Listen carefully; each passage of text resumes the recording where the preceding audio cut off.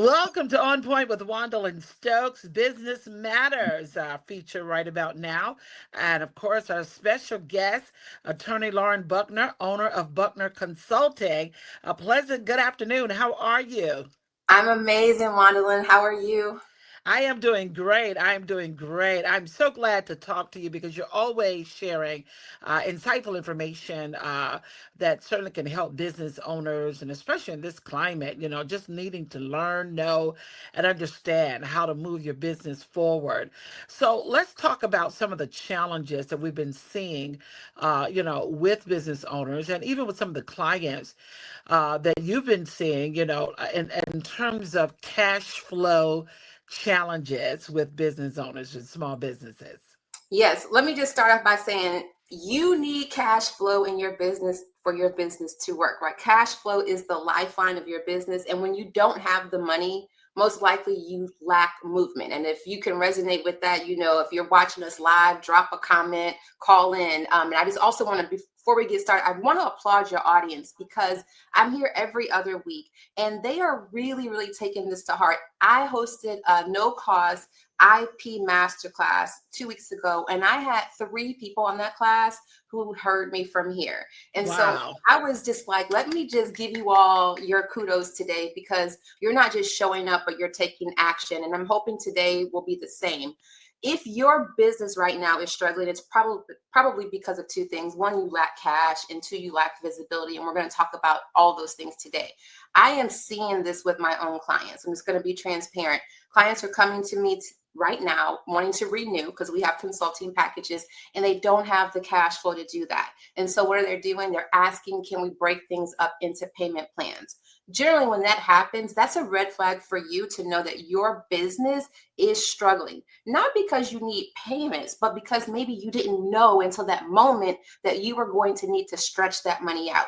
And so what happens is you need services, you need people to do things for you right now. And we need our money right now. Right. You can't pay. So what happens? Sometimes you have to either forego things or the vendor, the professional will finance it for you. We used to do that. We would break things up. But what we've done now is because we've seen such a surge is we've now partnered with a third party financing company to offer financing options to our clients so that they can get what they need right away.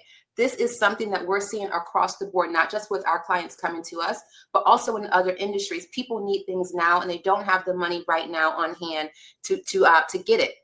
I've also had people come to me asking, literally, do we do hard money lending?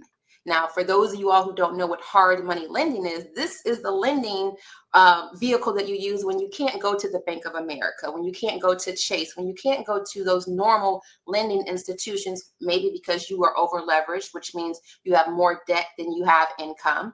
Maybe it's because you have a bad credit score. Maybe because, you're one of those people that says, oh, I don't use big banks. Some of us have been raised like, oh, we don't trust the banks. For some reason, you can't go and get that type of loan, which generally would have a more favorable interest rate. Instead, you go to a hard money lender who can give you cash quickly, but they're going to double, maybe sometimes triple that interest rate. But the good thing is they'll give it to you generally without running a lot of credit checks. You don't have to run Yeah. through a lot of hoops. I've had people come to us asking if we had that resource or if we had referrals for people. Of course, we do have people we can send you out to, but that also lets me know that we've got some huge issues in the business when you come to the point where you need a hard money lender. So let me just pause right there to see if we have any questions coming up in the chat, or if you have any questions, because there's some things that we can do to kind of like stay ahead of this and also to fix it if you need money. But we do need to talk about the fact if you're running into these types of issues, we need to kind of do an audit of the business as well. Yeah, absolutely.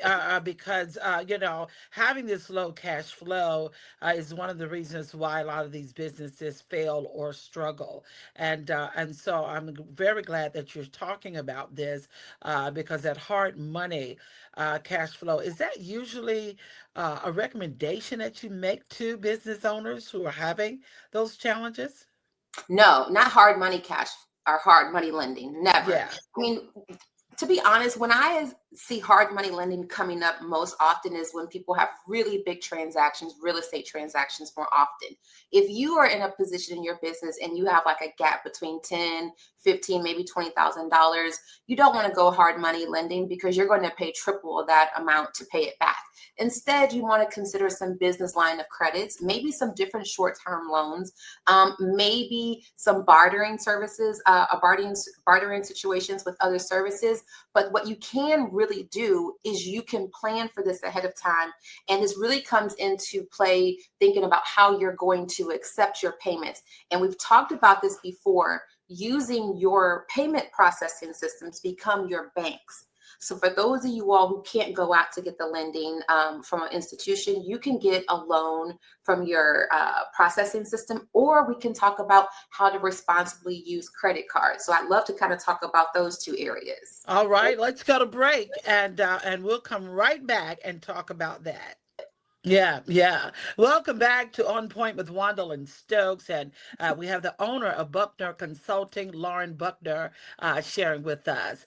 Tabitha Brown recently made a post about talking to entrepreneurs about perhaps maybe needing to get a job.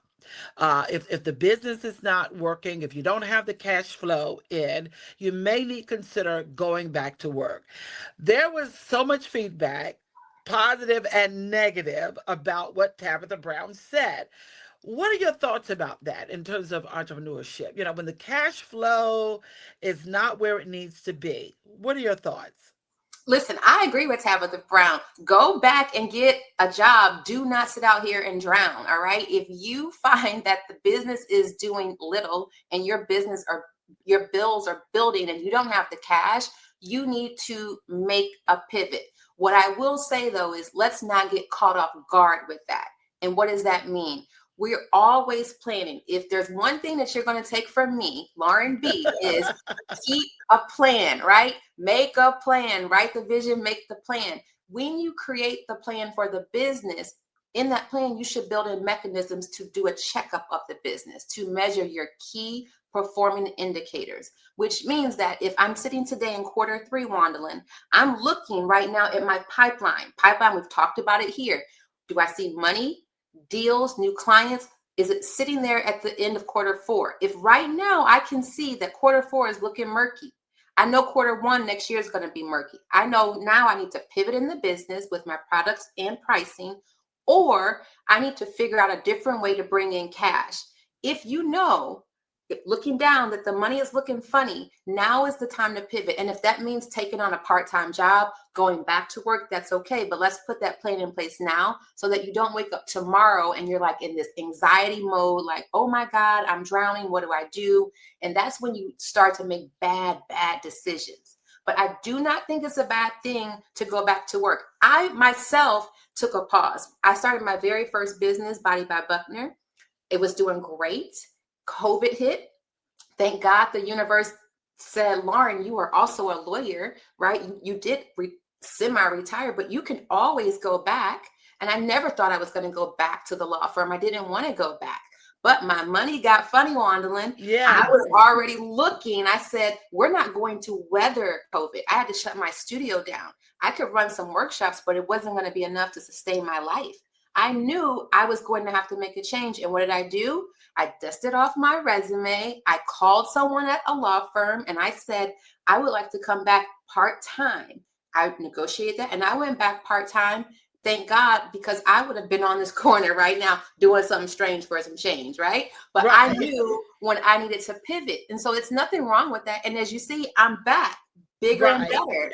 I had to do what I had to do. So I support what she says, but let's just not be caught off guard. Yeah, and I love, Lauren, what you talk about in terms of planning, because did you mention earlier that a lot of entrepreneurs fail to plan? They just start the business. Yeah, they do. They just start the business because it seems like it's going to be so amazing. And then I ask them about a business plan and a strategic plan. And then they look at me weird. And then they think it's a heist or something. And I'm trying to hold them up for money. And I'm like, no, really, do you have a plan for the business? And there's this long Right. pause. And then they're like, well, what do you mean? I'm going to market. No. So if you Right. don't have the plan, you haven't planned on how to bring in cash, You haven't planned on how to price. You haven't planned on how to market. You haven't planned on how to do all those things that keep the cash flowing. It takes more than luck. Yeah, yeah, it certainly does. You mentioned before about different approaches to getting a loan if the cash flow is challenging. And so you talked about different outlets and ways that people can get loans that they should explore. Elaborate on that. You said, and what was the last part? Oh, You know, elaborate on that. Sorry, just yes. caught you. Yeah. So there's two ways. First, let's talk about credit. So business owners should have credit. And if you are starting a business and you are one of those people that says, listen, my credit is not good, there, right there, let's take a pause before we start the business, because you're going to need capital. You're going to need credit, and credit cards are one of the best ways to establish credit for your business and to get access when cash flow stops. So we want to get those credit cards. And when you get the credit card, we're using it only when we need to. So that doesn't mean that we need to go and like furnish our office with all this crazy stuff because it's flashy and look good on Instagram. And we've now used $5,000 of our liquid of our credit, and we didn't pay it right off. So that's the thing. If you're going to do that, then you pay it right off so that you have the credit that's available. So we want to use the credit card responsibly. So now in this situation, if you're one of these people coming to me and you're like, listen, I need to work with you. I don't have, $10,000, $15,000 liquid that I can pay you, but I have a credit card. I can put it on a credit card. They can put it on a credit card. If I do my job, I'm going to help you make your money. So you're going to be able to pay that off and then some. But now you're not stuck. You can use that credit card to make up for the gaps. In some situations, you can even use that credit card to pull cash off to pay your payroll if you need to pay your staff. Okay? But you've got to be financially healthy in order to be in that situation. The second thing is using your processing systems. I've told you this before, but the reason that this is a problem is because a lot of small businesses don't want to use processing systems because you are charged like the 2.4%, charge for every credit card, right? Okay. Or if you want to use your bank, it's going to charge me 1.8% as the vendor. So what? So what? Right. So what? So Mm-hmm. I'm going to lose Mm-hmm. 2.4%, but I'm going to get all the other money. But what happens, and businesses fail to realize, is all the money that comes through Honeybook, PayPal, Stripe, QuickBooks, that acts as a lending source. Those institutions now become lenders. They see the money that comes through. That helps you build your credit. And now they say, hey, we see, Lauren, you're bringing in 50, 60K a month on invoices. We'd like to offer you a line of credit. So I Oh, take a that's line of good. credit. I don't use it until what? I need it. And it's based on how much they've seen me bring through my processing system. So for those of you all small businesses who try not to use it, and you know who you are, you're the Zelle people, you're the Cash App people, you're the I only take cash people, you're those people. You know who you are. I'm going to call you out today. You got to stop it. You got to get over on the good foot, because those systems actually are built for you. And right now, in this time, you could be using it. I use Honeybook's line of credit religiously. I use Yeah. it for payroll. I just keep taking the exact same amount. I borrow it. I pay it back through my invoices. I get all that money up front, and I use it for big contracts and things of that nature. It's part of my strategy, my plan. Everything has a plan. You got to have a financial plan for the business. You got to have the business plan. You got to have a plan. Right. What are operational fixes? Operational fixes. Okay, so these are your short-term payments, right? So Okay. you can automate your invoices. You can tighten up your systems for overdue payments. A lot of times people are missing money because they don't have good operations. And what does that mean? I've done the work for you, but I don't have something set up that automatically sends the invoice. So now I'm like, dang, Juandolyn hasn't paid me. Oh, because I didn't send her the invoice. So now I have a gap. And we know people don't pay their invoice on time. None of us Right. do. So now you're going to have to wait an additional week. So now you've got 2 weeks. You've been needing this money, and you didn't have it just because you didn't have the invoices going out. You weren't following up for overdue payments. You weren't reminding people before their payment is due to prime them. Make sure you switch the credit card if you need to now. We all get those emails from big companies. You should do the same thing yourself. Does that make sense? Yes, So it does. there's a lot of holes that sometimes we create ourselves. So when you take an audit, always audit your business, audit how your money is coming in. If you're finding that money is coming in gaps and it's just not flowing in, go back and figure out what's missing. There's something that's missing that's preventing the money from flowing, hence the word cash flow. That's good. That's good. How is inflation factored into some of the issues that entrepreneurs are facing, and how can they prepare? Whew. Well, let me see. How can you prepare? Inflation just means everything is going up. We know that, right? From supplies to payroll, cost, everything costs more. And unfortunately, that means that your customers are spending less. I will tell you that we are in a situation right now where people are very conscious on how they're spending their money. So Yes, they are. you've got to be ahead of the game, which means you've got to be a little bigger and better. Maybe you have to absorb some of these expenses that you're trying to pass on to your customers because inflation has caused your material pricing to go up. And so you're like, listen, I don't want to close, so I'm going to, increase my prices so I can get the supplies. But now your consumer is like, well, I ain't trying to pay that extra money. So somebody's got to give. And usually it's going to be you as the vendor, right? So it hurts. So that squeeze is going to hurt cash flow. So what do? You got to be prepared to renegotiate with vendors. So if you're getting your materials from somewhere, let's talk about renegotiating. Can you get on the phone or get in an email meeting and say, can we talk about changing the terms, right? Maybe you've got to raise some of your prices. Sometimes it happens and it just is going to happen. But be strategic about it. If you've got 3 or 4 products, maybe you spread the increase over all 3 products. Or if you've got a low, middle, high ticket, maybe it's that higher ticket that you increase. Because if they're already paying $15K, they'll probably pay $17K. But if you've got someone down here that's paying like $9.99 and you're trying to go up to $50, they may not jump with you, right? So you've got to have some strategy in that. And then we talked about, I think on the break, focus on collaborating and partnering. That's a great way to absorb these extra fees and costs that are coming out due to inflation. Find a company or a partner that is in alignment with you. You all serve the same purpose, the same client, and collaborate, partner, and bring your materials and resources together. Efficiency is survival right now. Yes, it is. It's on point with Juandolyn Stokes. We'll go to break and we'll be right back. Yeah, do we have any responses in the chat? Let's see.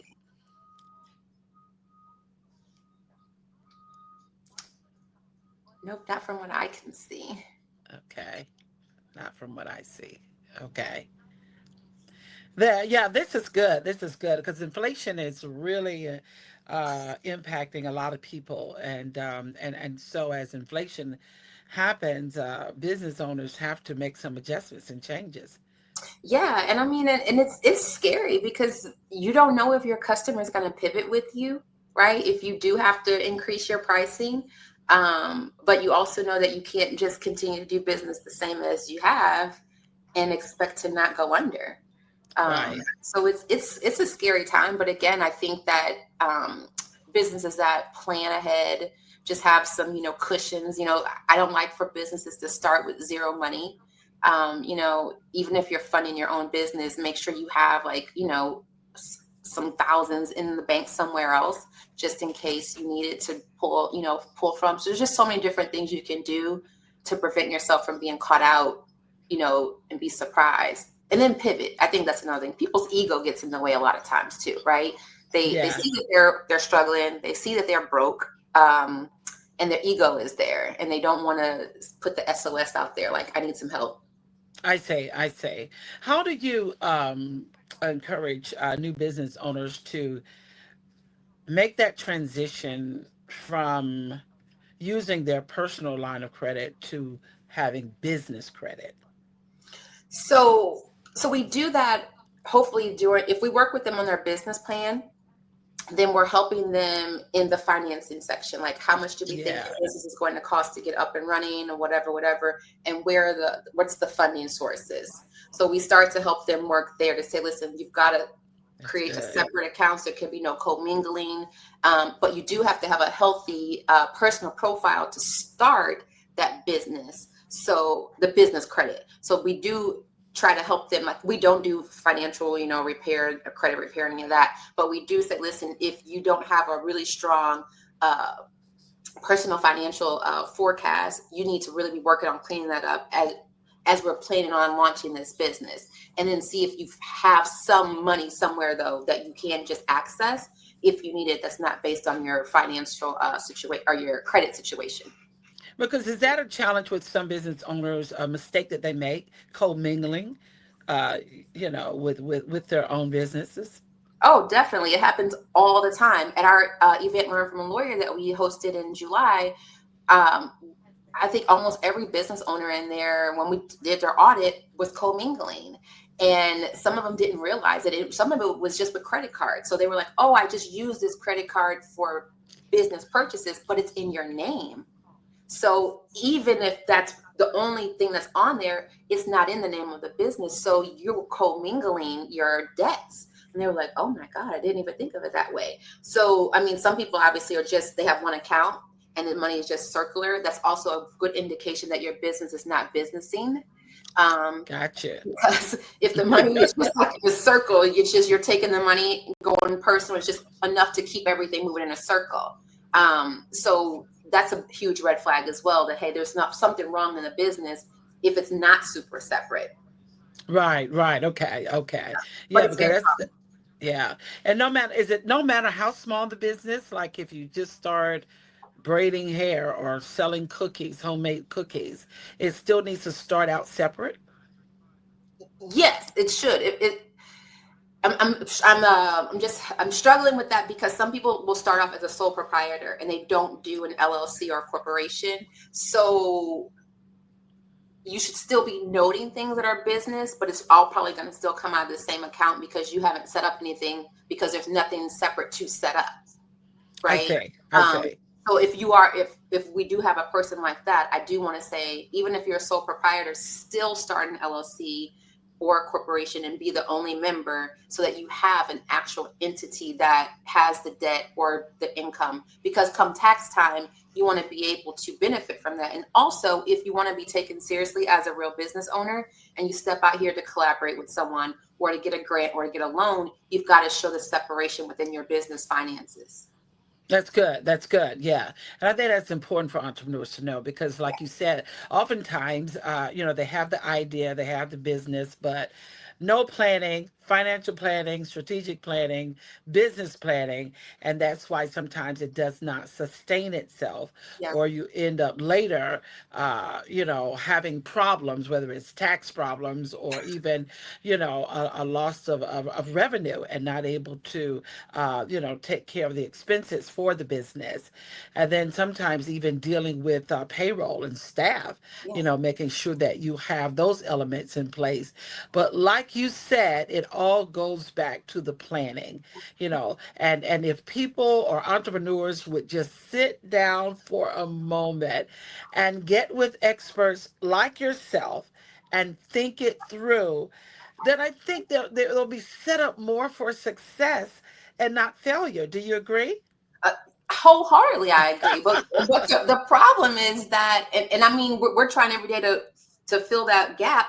But the problem is that the legal and the business strategy is just not sexy, and it's just not what people want to talk about. And they want the quick fix. They believe that you don't need to invest to start to have a business. They believe, you don't need all these things that are unimportant, which are the most important to have a business. So sometimes it's like me jumping in front of them like, hey, this is where you start before you take the pictures, before you get the social media, before you do all that. You got to have a plan. And a lot of times they don't understand that until they get in a bad position and they realize, oh my God, I should have started out with a plan.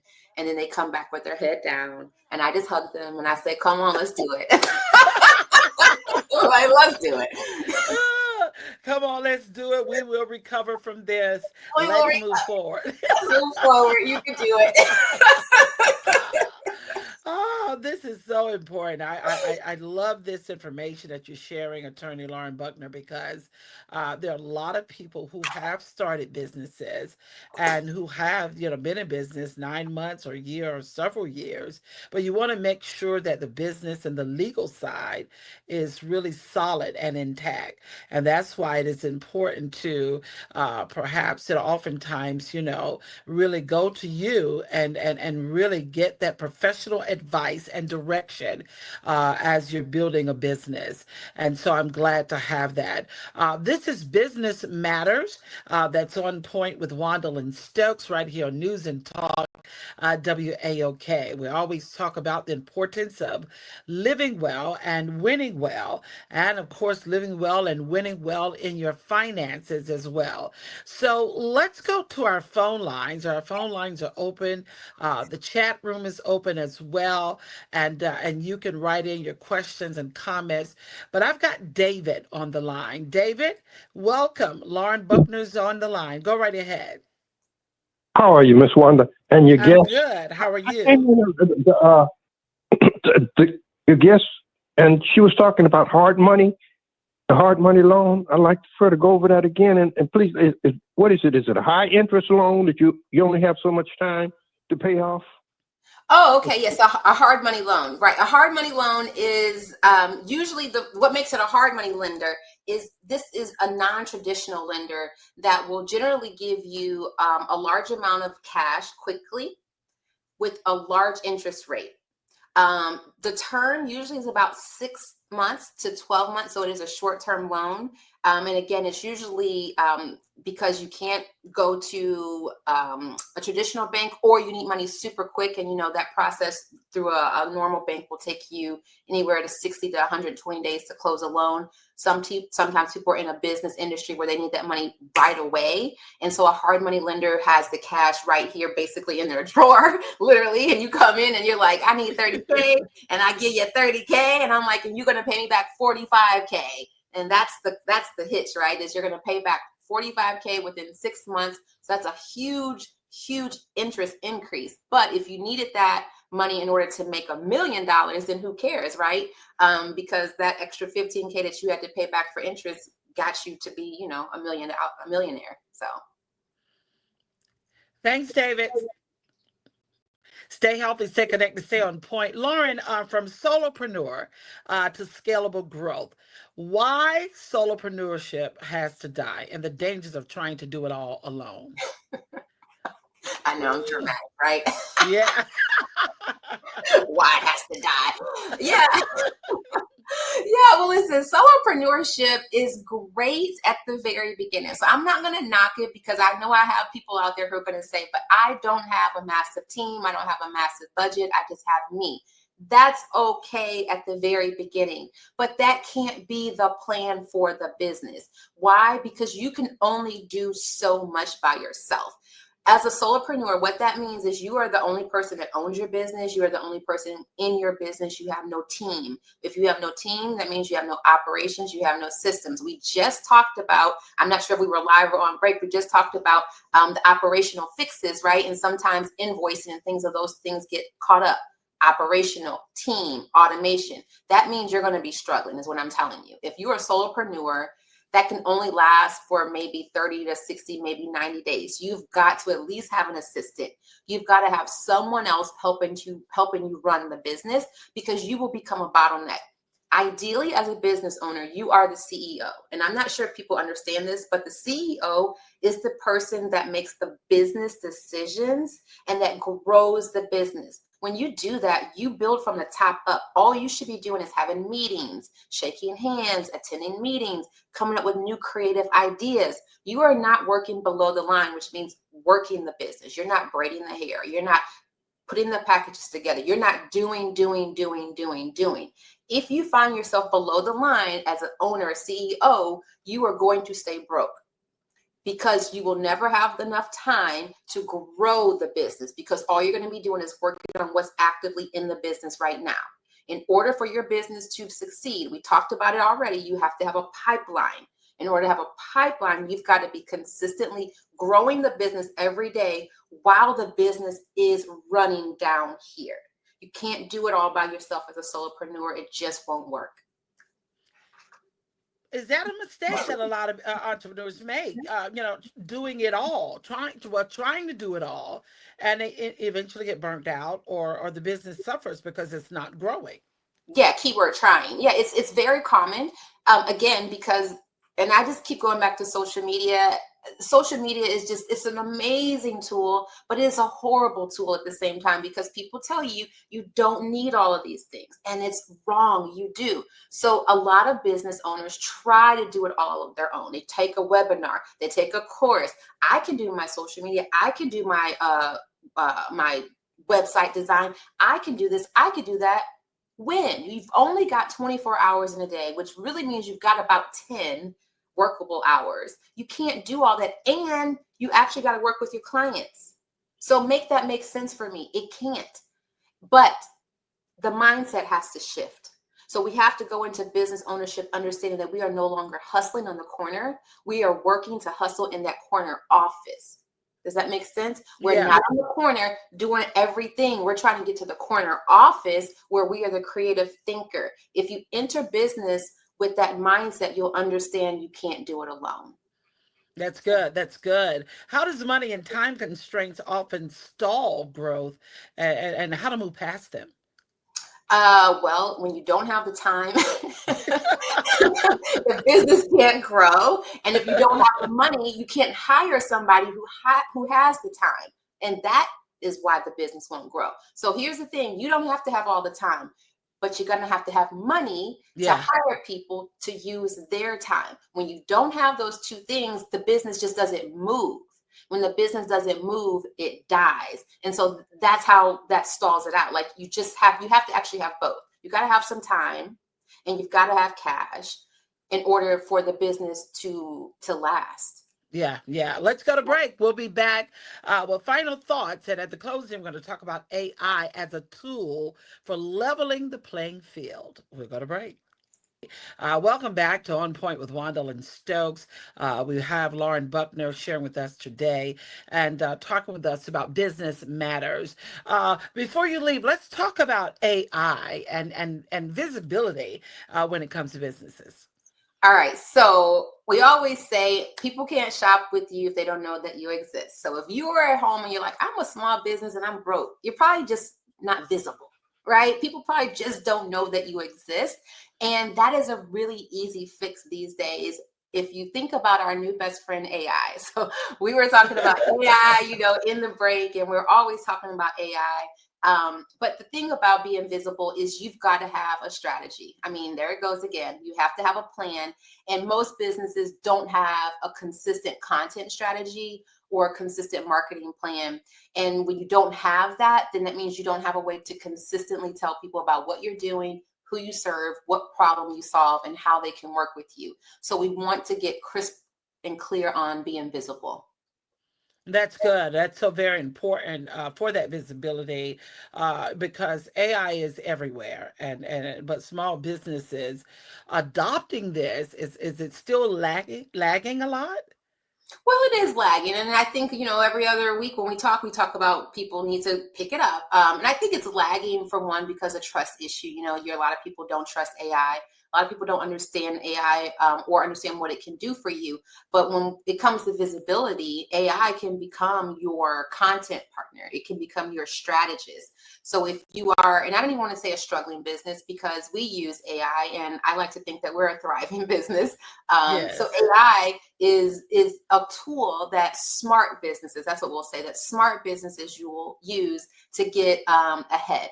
And so when you think about visibility, you can use AI to help you create your content strategy. You can use AI to help you create a marketing strategy. You can use AI to help you with your email strategy.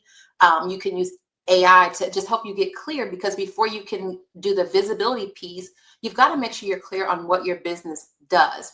So creating a business summary. And if you don't have the business plan, it can help you create that lean plan. And then you create your visibility plan from that. So AI really can take the place of, in this category, a department or a person, and it uses Wow. your voice to amplify what it is that you want your business to do.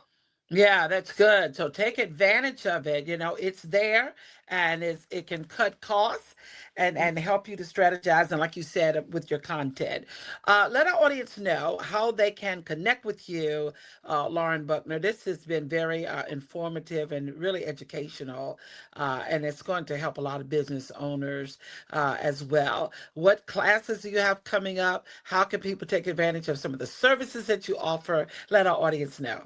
Yes, yes, yes, and please do. So you can find me on all platforms, not farms. Oh Lord, you can find me on all platforms at Lauren Buckner. I'm on Instagram, Facebook, and LinkedIn. You can also shoot us an email at info@bucknerconsult.com. Go to our website at bucknerconsult.com, click it, and be added to our email list. We've got another intellectual property masterclass coming up in 2 Sundays. So if you send us an email at info@bucknerconsult.com, we will get you registered. And you all did that for the last one, so bring it on. We also have some VIP sessions that are coming up for business owners. We are moving into the most crucial part of the year, and it's Q4. You are at the end of Q3 right now. So hear me and hear me clear. If you have not done a calculation on how much you've made so far this year, I want you to do that this weekend. I also want you to look at the goals as far as how many products or clients or services you want to move. I want you to see how close you are to hitting those goals. You still have time to close this year off on top. You've got one more quarter, but we've got to know now accurately how the business has been performing. So when you send us that email, I want you to ask about a business audit. We would love to just audit your business for you, help you figure out how the business has been doing, what it can do for Q4, and what you should be expecting for Q1 and Q2. The best way to stay in business is to stay on top of your business, okay? So let's do that together. Awesome. And where can they go for more information? You can come right over here at bucknerconsult.com or send us an email at info@bucknerconsult, and we will take care of you. Wonderful. You're in good hands with Buckner Consulting. Love that. Yes. Oh, yes, I love it. Love it. Listen, thank you. And we'll check in with you again in a couple of weeks. And we're always delighted to have you on point with Juandolyn Stokes. Thank you, Lauren. We'll Thanks so much talk for to you having me. later. Have All a right. great Have a great one. Stay healthy, stay connected, stay on point. It's been On Point with Juandolyn Stokes. Thanks so much for tuning in today. And guess what? We'll be back on tomorrow. So make sure you don't go anywhere. Thanks to Chantel, my executive producer. Appreciate you and to our audience. Stay connected to On Point with Wandolyn Stokes. This is your friend and sister girl, Wandolyn Stokes. Have a great day. I'm out of here.